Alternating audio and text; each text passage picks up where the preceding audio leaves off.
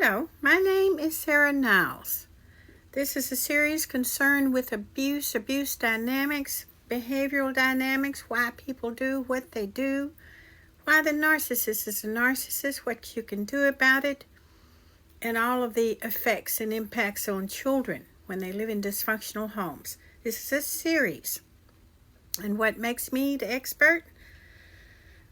Many years ago, I lived a life in my early years that put me in the middle of catastrophe and chaos.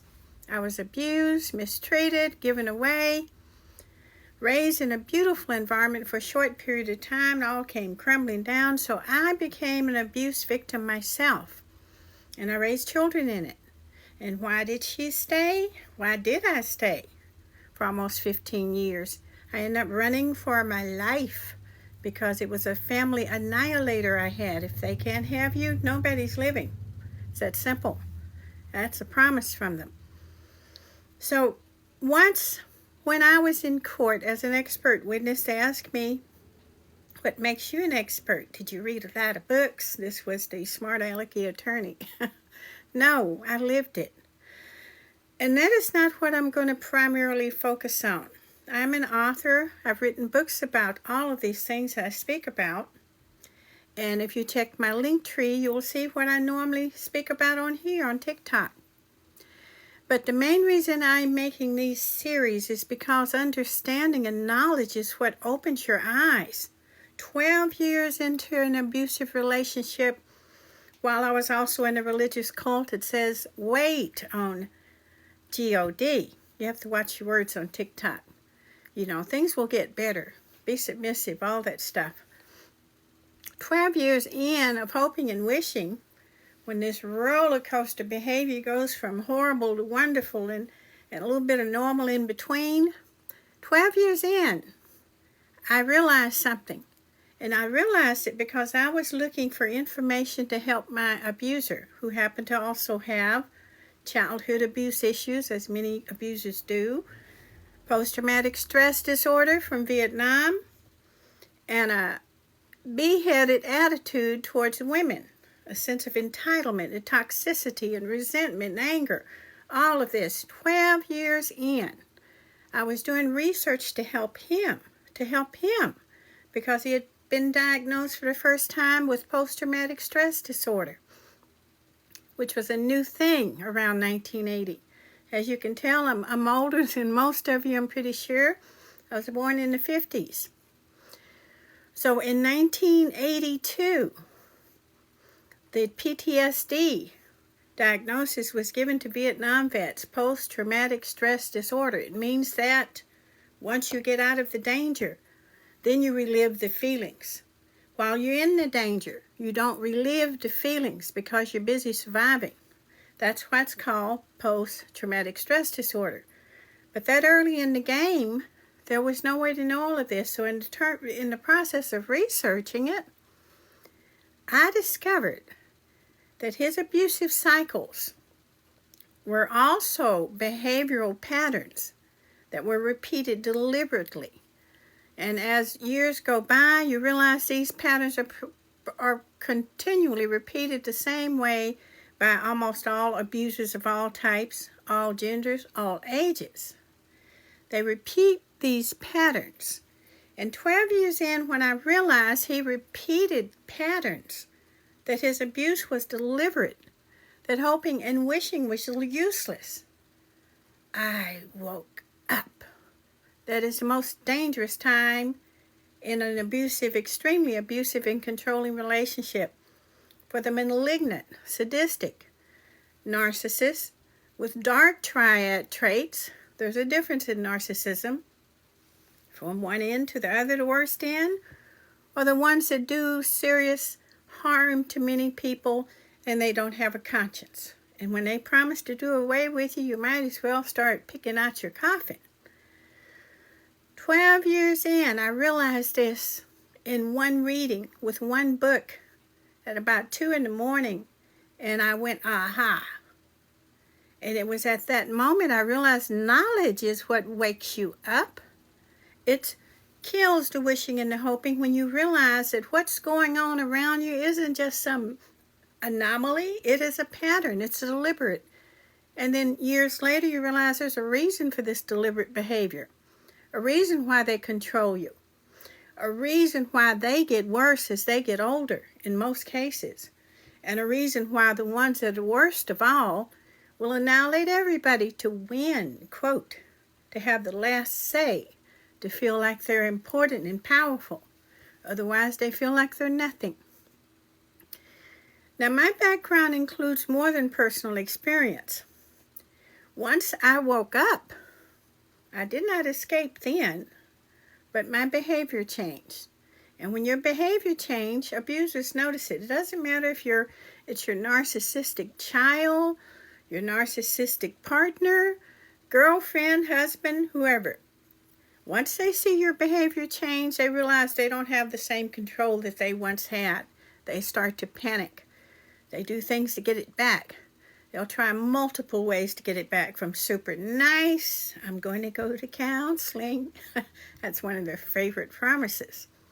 Which of course is a lie, because if they do go, it's not going for the right reason, and they're not going to change.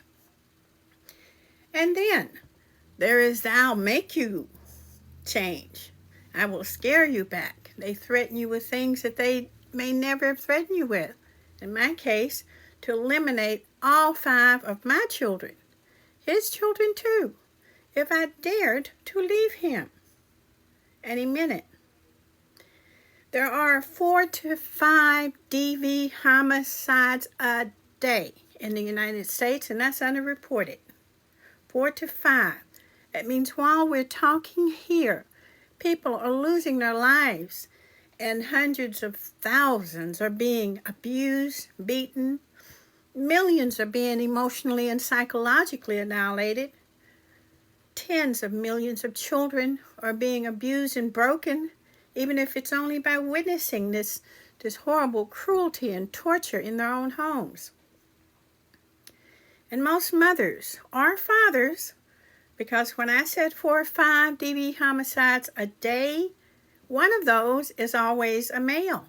That's like 25%. There's some violent females out there. And we've all watched these forensic files and whatnot. Evil Among Us, where the women may not be as physically violent, but they are just as dangerous, even when it comes to their own children. We see the cases in the news.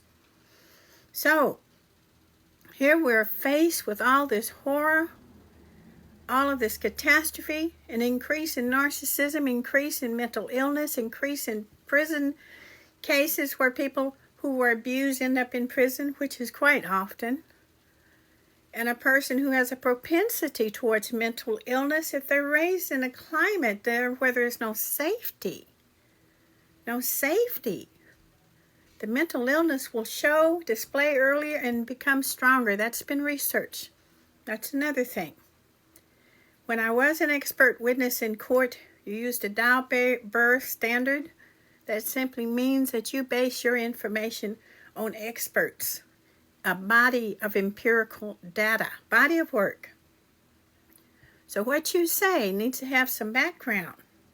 And yes, there are millions of children harmed by abuse in the home, and millions more will be harmed because the generational trauma increases the likelihood that all of these personality disorders, all of this narcissism, all of this traumatic generational repeating of what's happened before, rinse and repeat, will keep happening. And the more it keeps happening, the more society itself tips to the wrong side of the balance. The more broken you are, the more you break, unless you heal. Hurt people is the name of a book. And they do. Because if you do not heal and you are broken, you tend to reach out, project, and hurt other people. Some of the things that we're going to cover in this series, besides the actual happenings. Excuse me, what does this say? Not yet. I'm not asking anybody on just yet. I'm still delivering this as a presentation of what's to come.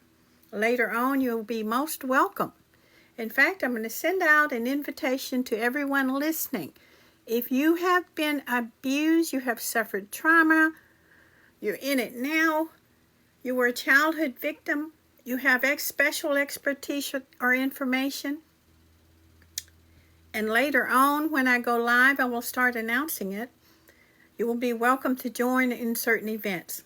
But this is informational, mainly. I'm letting you know what's coming ahead. I expect. Okay, thank you so much, everyone, but not yet. Not yet. Later, please, keep that thought. Because that's another thing. When I was also a trainer and a counselor, because once I escaped the abuse, years later, I got an education, and I was determined to bite that dog that bit me, to destroy it if possible, to change the way people see each other and treat each other, to eliminate some of this pain people are feeling and suffering for nothing, There is no reason to make people's lives miserable just because you have some issues. There's just no reason for that.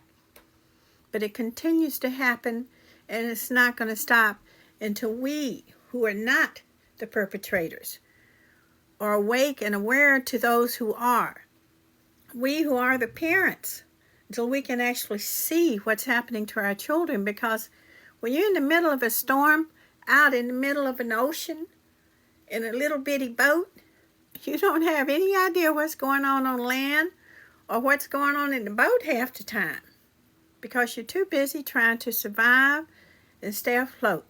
And that is what happened to me, because the damage done through all the developmental stages of children's lives is very intense. Even something as subtle as fearing to trust people